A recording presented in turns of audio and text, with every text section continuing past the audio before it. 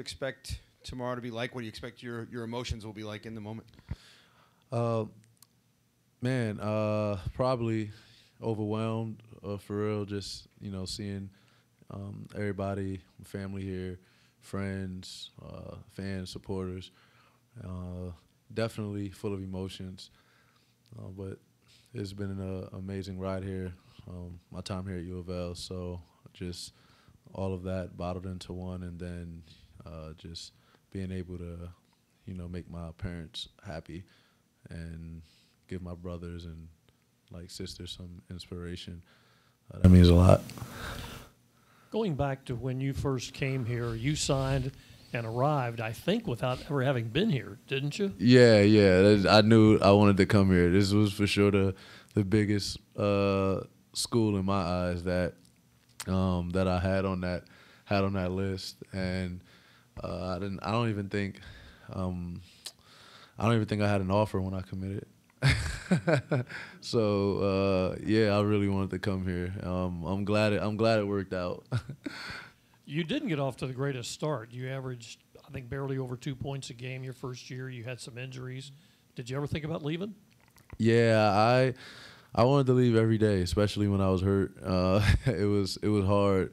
I come from a place in New York where there's a park on every corner, on every street, and I grew up riding bikes and scooters to different neighborhoods and parks just to play basketball 3 or 4 times a day. So when I wasn't playing here, I didn't know how to take that. I wanted to, just go somewhere else so I can play. I just like to play ball, and this was a little different. This was a challenge, and I'm glad that I stayed and worked through the challenges, and I'm glad I had Rick as a coach. If I could ask one more question, is there any irony in your view that you're playing Notre Dame, the game that retiring your jersey, because the 5 overtime game is the one game that came closest maybe to you single-handedly sending Rick Pitino into insanity? Yeah, it's definitely, it comes full circle. I think we can send the number up and close that chapter finally. but yeah, as the basketball gods work in mysterious ways, and I think that is only fitting that this game was the game. Russ, what was it like when you found out that this was going to happen? And do you remember what you were doing? Man, so when I found out, so here's how I really found out. I'm all over Twitter, all over it, and they were, I follow everyone back, so my timeline is a mess, as you can assume. So when someone had tweeted a lot of the accomplishments that Griff and Tyra and Wes and Purvis had done, and someone also had put on the bottom of that comment like, didn't Russ do all those? And I think that tweet kind of went viral a little bit, and then my phone rang, and they were like, hey, we can retire your jersey. This is, you're up for it, but there's like a waiting period, and I had to go through that. And then a little bit before the waiting period was over, I talked with Vince. Vince has been great like the whole way through, but COVID happened, so we wanted to pick a right time for it. So that's why it took longer. A lot of the fans and the supporters, they were like pushing it, but Vince and I were like, yeah, we got to wait for the right time. We already had it figured out. And then obviously with the new transfer and switching in ADs, Josh picked up right where Vince left off, and he's been phenomenal. So just this whole way, we've just been trying to coordinate just the perfect time and the perfect date to get this done. But I was anxious to get this done because I wanted my family to be able to see this, and the people who got a chance to see me play to be alive and to see it happening. I know this doesn't happen very often for guys still in their prime, so this was very important that we got it done as fast as we did. Russ, where did that confidence come from for a kid who's a 1 or 2 star who didn't even have an offer, I guess, and struggled through that freshman year. Did you always have that inner confidence? Yeah, still to this day, still to this day is there's guys like Jordan and Iverson, Kobe, and D Wade. In my head, I'm the best scorer in the universe. that's what goes on in my head. So I feel like I'm the best player in the world, and I feel like I'm the best defender and the best scorer that's ever touched a basketball. And that's always going to be my attitude, and that's not going to ever change. And that just came from how it was for me growing up, constantly competing, playing up.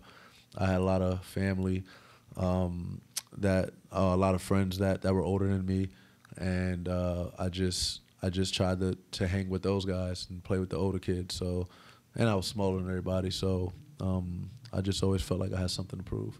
Russ, has it been frustrating to not have that payoff with an NBA gig? Oh, it's been extremely frustrating, and there's no secret about that. I can't hide that it's frustrating. When you put in so much work, and when you always have the numbers, it just never makes sense to me. But I work hard, and I'm extremely good at my craft. I've been successful everywhere I've gone and played a significant role. I've never had a bad season where I played a significant role in my life. So I'm just waiting on someone to. It sounds sad, but I'm waiting on somebody to throw me a bone. Does that confidence extend to that? Do you think in your mind like that call is coming? I'm gonna get it. Honestly, it's tough. It keeps me humbled. So in my head, I play like the call's not gonna come, and if I have an off night or bad game or take my foot off the gas, then it's really not gonna come. But I always have faith that it will. I think there's people out there that can make that happen. But it's not in my hands, so that's kind of the sad part. But my friends are doing well, so it's good to see those guys doing well, and I get respect from my peers, and I get respect from the people in the industry, and that's what matters to me most: the homage and respect in my craft, and that goes a long way as well. Russ, you obviously have a special relationship with Rick Pitino. Have you had a chance to discuss this since the announcement? And what was his reaction or comments to you regarding this honor? Coach Pitino's been an instrumental part of my life. Just someone who's had many experiences, even outside the game of basketball, and he's mentored me even through college and after. So when the news broke, I mean, you can imagine the happiness he must have felt. You don't normally come to a prestigious school like U of L basketball and be unranked and have the story that I did and have their number getting sent to the rafters. This was a testament to Coach P's coaching. And his ability to audible and and change what he normally does as a coach and fit his player personnel. I'm very lucky to have a coach like that, and he allowed me to flourish. Russ, you're so confident in everything you do. Have you thought about tomorrow and the emotion that you might show out there when this happens? Oh, I'm worried. I'm very worried. I can break down. I don't know. I thought about it. I thought about how it would all play out. Like, how exactly would I break down? Like, how would I look? And then I thought about just having the most energy, or I don't know how I'm gonna do it. Honestly, I'm for sure gonna freestyle it to let all the emotions set in and let everything just come the way it's gonna come. But man, I'm like pumped for tomorrow. Russ, Coach Mack was saying from the outside, the cool thing for him is that you're a New York guy who's really adopted this place, and this place has become home. What connection do you feel to the city from your time here? Man, the connection I feel, well, I'm from Brooklyn. I'm from Brooklyn, New York. And in Brooklyn, you know, we show love, we spread love. That's what we do. So just coming here, the love that I felt and the appreciation that I felt for my craft, for my creativity, it was embraced. And as any craftsman, as any artist, you know, they just want their work appreciated. And what I brought to the table or to the game of basketball here at U of L, it was my creativity, and it was just embraced. So I just felt like a connection from that standpoint, and from there it's just been very easy to relate to fans, supporters of the game of basketball here in the state of Kentucky. Russ, outside of the 2013 championship, what stands out to you about that time when you were here? What stands out to me the most about my time here at school, and I always say it, and I always keep saying it, it was the fact that the students here at U of L, the being a student here, a student athlete, I shared experiences with a lot of people who had no athletic connection. They might have been in fraternities, spent most of their time in libraries or the student center or the co-rec, whatever it may be. And we played ping pong, we played board games, and we went to events.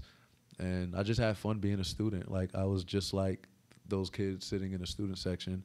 Most of them didn't even know I played basketball the first year and a half, so it was pretty cool once they seen me on the court. Or seen me on the bench. But yeah, I would say the experience as a college student, and I think more players need to understand that they're student athletes and relationships are for life. So the relationships I've made in college, I still have to this day, just from being friends and just stepping out of the box a little bit. Russ, what has it been like? You've had so much support here over the course of your whole career, but now you're getting it also in the bourbon industry. I'm sure you see a lot of people with your bourbon from around here. What is that like, and how is that going so far for you? Man, the bourbon industry has been amazing. Listen, guys, I want to spill all the beans, but my hands are tied to an NDA. But what I can say is that we did sell out in 2.5, 3 weeks, and the juice is really good. But here's what's happening. I think a lot of my fans and supporters are hoarding the juice. I used to collect sneakers, and when I collected shoes, one of the biggest things was wear your shoes. You know, just have them sitting in the box. You know, wear your shoes. I would like for the people who are supporting me or who are fans of the industry of the bourbon and the whiskey to try my juice and give me some feedback. You know, like feedback is good. All feedback is great. I also support hoarding too, but you know, but you just gotta share. Russ, you talked about the influence of Rick Pitino on your life and your career. How many times did you guys butt heads when you were here over the years? Was it a constant thing, or every now and then? Yeah, it was kind of crazy. You know, like we butted heads, but it wasn't more so like I felt like we butted heads. It was more like, because I was always in the wrong more so than not, you know. So like he would show me something on the film, and you know you know when you catch like someone who robs a bank and it's like, this is you on film, you did it, and that's what it was. That's what it was always like for me on film. Like I was always out of not in the rotation, took a bad shot, and it was just him just putting his foot down. And I think the way Rick got across to a lot of his players by, you know, holding them accountable, putting his foot down, and showing them, you know, how, you know, bad they were in that possession. That's, you know, that's coaching. And I was coached extremely hard because I wasn't probably the smartest guy out of the whole bunch. Russ, I've seen this so many times on Twitter, and so many people have said it to me that I wonder if you get it. Do you get Kentucky fans who say to you, I don't like Louisville, but you're my favorite Louisville player? Man, the amount of Kentucky fans that I get that like write me and support me is kind of unreal. Like I never, would have thought, but I think it's pretty cool that you get the respect, and that's what I mean about like the homage and the respect as an athlete or a basketball player, and it comes from everywhere. Like when I'm out west working out, or when I'm in Atlanta working out, or in another city, Miami, you got all these pros, these guys, and they get $50-60 million, whatever it is, but they see me and they know what it is. It's like I'm really good at what I do, but sometimes the chips don't fall where they should, and it's okay. So just the respect that I get is a blessing, and I'm thankful for everyone who appreciates my craft. Anything else? All right, great. Can you go back next week too? Huh? Can you go back next week?